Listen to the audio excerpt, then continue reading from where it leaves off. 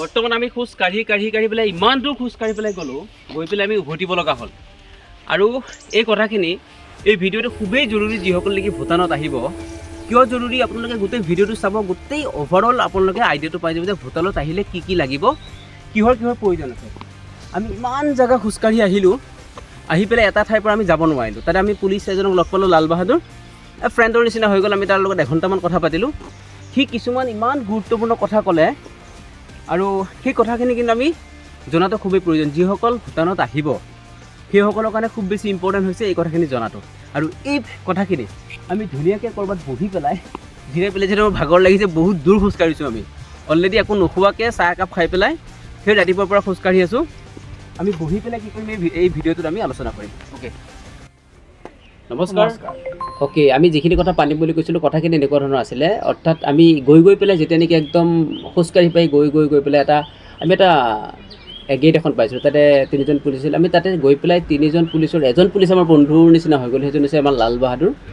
সি কিছুমান কথা ক'লে, আৰু তাৰ পৰা কিছুমান কথা জানি আচৰিত হৈছোঁ, তাৰ ডেপথ অফ নলেজ। একচুৱেলি এজন আৰক্ষী জোৱান হিচাপে তাৰ যিমানখিনি নলেজ আছিল, সি যেতিয়া নেকি আমাক বৌদ্ধিজমৰ কথা ক'লে, বৌদ্ধিজমৰ ধৰা লাল বাহাদুৰে যিখিনি কথা ক'লে, সি আমাৰ বৌদ্ধিজমৰ যিটো নেকি যেতিয়া নেকি 16-17 চেঞ্চুৰীত যেতিয়া নেকি বৌদ্ধিজমে ফ্লৰিছ কৰিছিল, সি খুব ধুনীয়াকৈ সেই কথাখিনি ক'লে। আৰু তাৰ ইকনমিৰ ওপৰত নলেজ বা ভূটানৰ যিমানখিনি যি ইকনমি আছে বা সেই বিষয়ে সি খুব সুন্দৰভাৱে জনালে। আৰু সি এটা কথা খুব স্পষ্টকৈ জনালে যে যদি কোনোবাই বাইক লৈ আহে, বাইক আনিবৰ কাৰণে আপুনি কি কৰিব লাগিব, এক্সট্ৰা কমিউনিটি পাছটো ল'বই লাগিব যদি আপুনি গাঁওবিলাকত যাব বিচাৰে। তাৰপৰি প্ৰতিখন বাইকৰ বাবে এদিনত আপুনি ভিছা আৰু হেৰি নামত পে' কৰিব লাগিব 4,500 টকা। আৰু সেই গাঁওবিলাকত এণ্ট্ৰি ল'বৰ কাৰণে আপুনি 1250 টকা দিব লাগিব। মোটামুটি আপোনাৰ এদিনত খোৱা লোৱা লৈ পেলাই আপোনাৰ খৰচ হ'ব 7,000 পৰা 8,000। কাৰণ ইয়াতে যিমানখিনি খাদ্য আছে, মানে কি হোটেলৰ বস্তুখিনি অলপমান বেছি কষ্টলি হয় ভাৰততকৈ, কাৰণ গোটেইখিনি বস্তু ইম্পৰ্টেই কৰে ভাৰতৰ পৰা। আৰু যিমানখিনি গ্ৰ'চাৰী বস্তু আছে আমাৰ ভূটানৰ, এই গোটেই বস্তুখিনি একচুৱেলি ইম্পৰ্ট হয় ফ্ৰম ইণ্ডিয়া।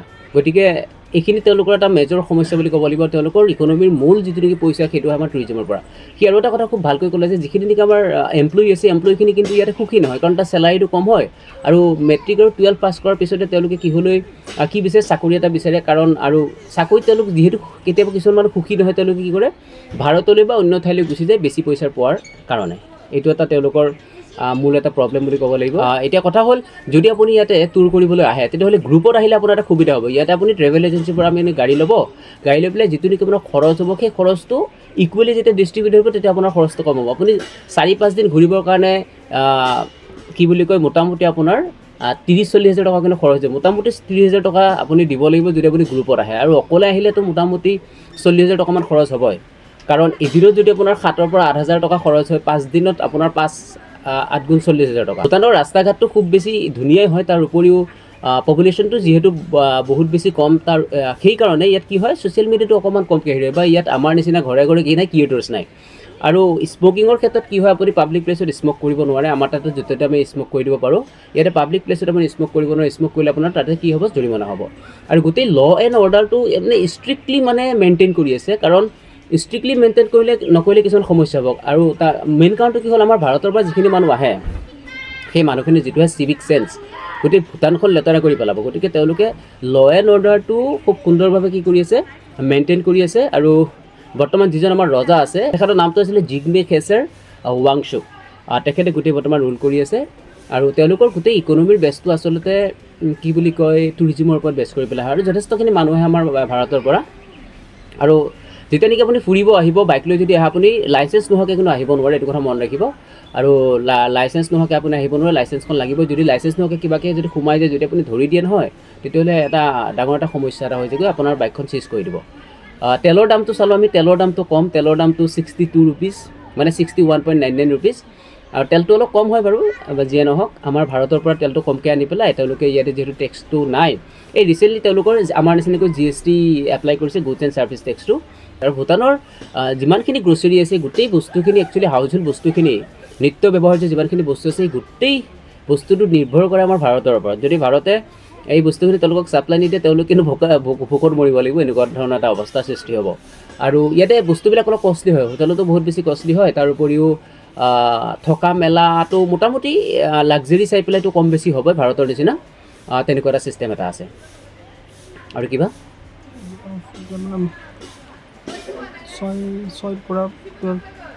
অ'কে ইয়াত বৌদ্ধ ধৰ্মৰ যিটো নেকি আমাৰ প্ৰসাৰ আৰু প্ৰচাৰ এইটোতো আমাৰ বুদ্ধদেৱতো কৰি গৈছিলে আৰু ইয়াৰ পৰা 5-6 বছৰ যিখিনি ল'ৰা ছোৱালী হয় যিখিনি ল'ৰা থাকে তেওঁলোকে কি কৰে তেওঁলোকে বৌদ্ধ ধৰ্মত দীক্ষিত হোৱা আৰম্ভ কৰি দিয়ে আৰু তেওঁলোকে গৈ পেলাই কি হয় বৌদ্ধ মংক হৈ পেলাই তেওঁলোকে এটা ৰেংক এটা পাই কেনে আগলৈ উন্নীত কৰি থাকে যেনেকৈ আমাৰ দালাই লামা আছে ঠিক তেনেকুৱা এটা তেওঁলোকৰ এটা খুব সুন্দৰ ব্যৱস্থা এটা আছে ইয়াৰে ৰাস্তা ঘাটৰ কথাটো আমি ইতিমধ্যে কৈছোঁ ৰাস্তা ঘাট খুব ধুনীয়া মানুহখিনি খুবেই শান্তিপ্ৰিয় শান্ত কোনো ধৰণৰ ট্ৰেফিক জেম নাই কোনো ধৰণৰ হাই হুল্লি নাই কোনো ধৰণৰ হুলস্থুল নাই একদম শান্ত আৰু খুব সুন্দৰ এটা পৰিৱেশ তুমি কিবা ক'বা আৰু কম যে মই এটাই কথা ক'ম যে পাব্লিক প্লেচত মোবাইলটো ইয়াত একদম ইউজ নকৰে অ'কে আৰু এটা বস্তু আমি কি পালোঁ পাব্লিক প্লেচত আপুনি যা তাকে মোবাইল আপুনি ইউজ কৰি থাকিব নোৱাৰে পুলিচে দেখিলে আপোনাক এইটো বন্ধ কৰিব দিব আপোনাক মানা কৰিব আৰু পাব্লিক প্লেচত আপুনি যা তাকে মোবাইল চলাই ফুৰিব নোৱাৰে মানে ইয়াতে আমাৰ ইণ্ডিয়াৰ নিচিনাকৈ চলাই ফুৰিব নোৱাৰে যিটো পাব্লিক ল' এণ্ড অৰ্ডাৰ আছে সেই বস্তুখিনি খুব সুন্দৰভাৱে ইয়াতে মেইনটেইন হয় আৰু এটা কথা আমি ইয়াত ভিডিঅ' বনাব খুজিছিলোঁ বা ফটো উঠিব খুজিছিলোঁ তথাপিও তাতে মানা কৰিছে আপুনি য'তে ত'তে ভিডিঅ' আৰু ফটো উঠাব নোৱাৰে আৰু যেনেকৈ নেকি আপুনি গৈ পেলাই কোনো এজন আৰক্ষী বিষয়া বা কোনো এজন আৰক্ষী জোৱানৰ আপুনি ফটো ল'ব নোৱাৰে মই যেতিয়া নেকি লাল বাহাদুৰৰ ফটো এটা কৈছিলোঁ যে ফটো এখন লওঁ তাৰপিছত সি নাম্বাৰটো দিলে কৈছে ফটোটো তুলিব নোৱাৰা এইটো ষ্ট্ৰিক্টলি মানে প্ৰহিবিটেড কোনো পুলিচ অফিচাৰ বা কোনো পুলিচৰ আপুনি ফটো ল'ব নোৱাৰে তথাপি আমি এখন কি কৰিলোঁ তাক ক'লোঁ যে মই তোমাৰ লগত খাৰা হৈ থাকোঁ দূৰৰ পৰা এখন ফটো এখন মাৰি দিওঁ তথাপি এখন চেল্ফি এখন লোৱা গ'ল তেনেকৈ কিন্তু ভূটানৰ ৰুলছ এণ্ড ৰেগুলেশ্যন মতে কোনো পুলিচ অফিচাৰ বা কোনো আৰক্ষী জোৱানে ফটো মাৰি পেলাই ছ'চিয়েল মিডিয়াত দিব নোৱাৰে এইটো ৰজাৰ মানে ডাইৰেক্টলি ষ্ট্ৰিক্টলি মানে কি এটা আছে অৰ্ডাৰ এটা আছে গতিকে তেওঁলোকে খুব সুন্দৰকৈ সেইটো মেইনটেইন কৰিছিলে তাৰ উপৰি ইয়াতে কৰাপশ্যন আমাৰ ভাৰতৰ নিচিনা ইয়াতে কৰাপশ্যন নহয় মানে ইয়াতে ৰাস্তা ঘাটবোৰ ধুনীয়াকৈ বনাই থৈ দিছে আমাৰ এটা ৰাস্তা বনাব যাওঁতে আজি কমিশ্যনৰ ওপৰত কমিশ্যন খাই কেনে বহি থাকে ৰাস্তাত আমাৰ কোনো শিলগুটিও পোৱা নাযায় কেতিয়াবা তো সেই ব্যৱস্থাটো নাই ৰাস্তা ঘাটো খুব ধুনীয়াকৈ বনাই থৈ দিছে মানুহখিনি চিভিক চেন্স খুবেই ধুনীয়া মানে কিবা এটা ভাল লাগিছে আৰু এই বস্তুখিনি জনাটো প্ৰয়োজন কাৰণ যেতিয়া আপুনি ভূটানত আহি পেলাই বাইকৰ ক্ষেত্ৰত আপুনি এই বস্তুটো মন কৰিব বাইক যদি আপুনি কি বুলি কয় গোটেই ভূটানখন যদি ঘূৰিব বিচাৰে তেতিয়াহ'লে আপুনি পাছ ল'ব লাগিব ভিজা ল'ব লাগিব তাৰ কাৰণে 4,500 টকা আৰু এণ্ট্ৰিৰ কাৰণে লাগিব 1250 টকা আপোনাৰ এইটো মানে এদিনৰ খৰচ হ'ব খোৱাটো আপোনাৰ এক্সট্ৰা হ'ব থেংক ইউ ছ' মাছ